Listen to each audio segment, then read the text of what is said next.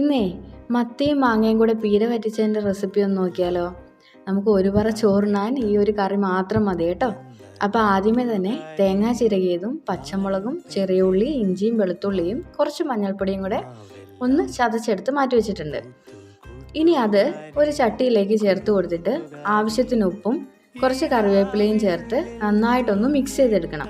ഈ സമയത്ത് ഉപ്പൊക്കെ പാകമാണോ എന്ന് നോക്കണം. ഉപ്പ് കുറച്ച് മുന്നോട്ട് നിൽക്കണം. മീനും മാങ്ങയും കൂടെ ചേർക്കുമ്പം അതിനും കൂടെ ആയിട്ടുള്ള ഉപ്പ് വേണം ചേർക്കാനേ. ഇനി അതിലേക്ക് ചെറുതായിട്ട് കട്ട് ചെയ്ത് വെച്ചിരിക്കുന്ന മത്തിയും മാങ്ങയും കൂടെ ചേർത്ത് ഒന്നുകൂടെ ഒന്ന് മിക്സ് ചെയ്ത് മീൻ വേകാനുള്ള വെള്ളവും പിന്നെ ഒരു അര സ്പൂണ് മുളക് പൊടിയും കൂടെ ചേർത്ത് കൊടുത്തിട്ടുണ്ട്. അത് ജസ്റ്റ് ഒരു കളറിന് വേണ്ടി മാത്രമാണ്. അപ്പം ഇതെല്ലാം കൂടി ഒന്നുകൂടെ ഒന്ന് മിക്സ് ചെയ്തതിന് ശേഷം സ്റ്റൗ കത്തിച്ച് അതിലേക്ക് വെച്ചിട്ടുണ്ട്.